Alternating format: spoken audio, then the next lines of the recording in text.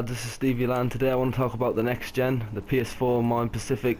The background gameplay is just Sniper Elite multiplayer. I jumped in this game, it was only me versus like 4 people through the whole way through, but I think I do alright in it.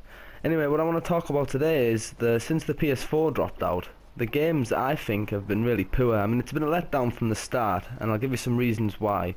The reasons are that it was supposed to come with a lot of release games that didn't come out, everything got set back. The PS Plus was supposed to have amazing games, and they've just been giving indie games out since, and there's not really, I mean, especially if you look at what you get on PS4 on PS Plus a month compared to PS3, they're getting stuff like Dead Space, they get an NBA, big sellers. We're getting indie games, and I've nothing against indie games, just you play them for 5 minutes and you've finished it really. You're bored of it, there's got no long life to them, which is the same as the games. I mean, these nowadays you're paying like what, £50, £55 for a big game. These are supposed to be A+ games, and if the multiplayer is not up to scratch, you've paid for 2 days gameplay or something. I'll give you some examples. I bought Watch Dogs, and it was bigged up to be this massive super game. I got it, the multiplayer was poor, to be honest. It barely worked. It was limited what you could do. You couldn't join any of your friends' worlds like they said you could. The only thing you could do with your friends was free play. Now when you go on the free play, there was nothing to do as activities. It really just was running around doing nothing. There was no activities to do together, not like Grand Theft Auto where you could go play golf together, you could do races, missions. They had none of that at all. The campaign for me was decent, but once you get bored of the hacking, it takes you 5 minutes to get bored of hacking stuff, and then 2-3 days you've finished it and your game's gone really. There's no use for it. Same as Wolfenstein. Wolfenstein, 2 to 3 days and that's finished as well. You know, there's no multiplayer at all for that. So that is all you've got is the campaign, and if the campaign's letting you down like it is over and over again, then you're paying for nothing really. If you bought Wolfenstein and Watch Dogs together, you paid £100. Now I don't know about dollars, but £100 in UK. And with the quality of them 2 games, you're getting a week for your money. And when you go to trade them on, you get half the price for them. So you could buy them for £100, you play them for a week, you're bored, you'll get £40 back from the shops. And that's just how it works. They really have been a letdown since it's come out. I mean, there's no YouTube app. What's that all about? YouTube was one of the most favoured things about the PS3. Plus you could store music on your PS3, you could store pictures on your PS3. It just seemed a lot better for what we're getting, for how much you've paid for this PlayStation, what we're paying for games, we're paying subscriptions these days.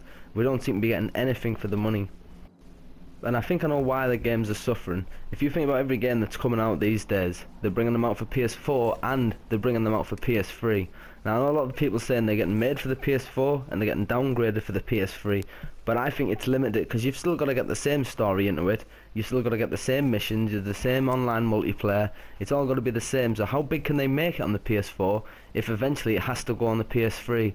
I think the day when it comes, when they close down the PS3, I think that's when we'll start getting some bigger games. Because I remember on the PS2 you used to be able to play a campaign for weeks and weeks and weeks, because that's all there was no online multiplayer then. You bought a game solely on the campaign. Maybe you could play 2-player, you know, in-house kind of thing, local 2-player, 3-player, whatever. But without the multiplayer, the campaign was amazing back then. It had to be, or else it didn't sell. These days there seems to be 5-10 minutes effort put into it, just slamming it together and hoping the multiplayer's going to make it. Just like I'm playing now, Sniper Elite. The campaign was decent. I done it in 1 day, which shouldn't. I mean, there's only 8 missions, so how long is it going to take you really? The multiplayer is fucked. Barely works. It takes you so long to get a game. As you can see by looking at the gameplay, my guy's got no body for one thing. Sometimes the enemies, it'll just show you where they are the whole time. It'll just give away locations, which it shouldn't do.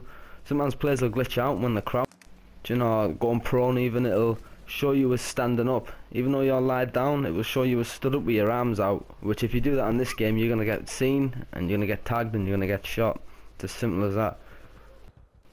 But enough about the games, let's talk about the actual software itself.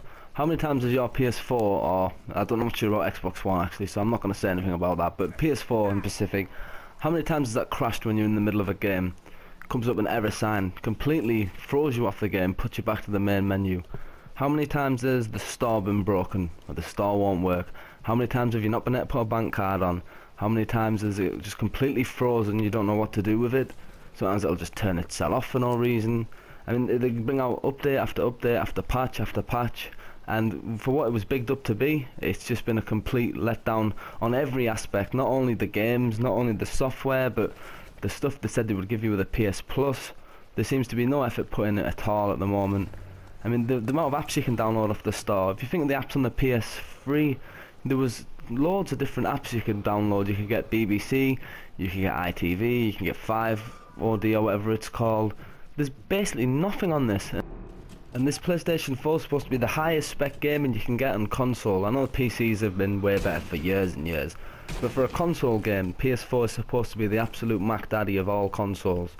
Yet, I think the PS3 outplayed it. I think the games were longer, they were more fun, there was a lot more you could do on it, it just handled stuff a lot better. To say if this is the limit we can get out of the PS4, then that's just sad really. If you think the game's nearly been out a year, come September-ish, it's nearly been out a year, and like I said, there's just not much going for it at the minute.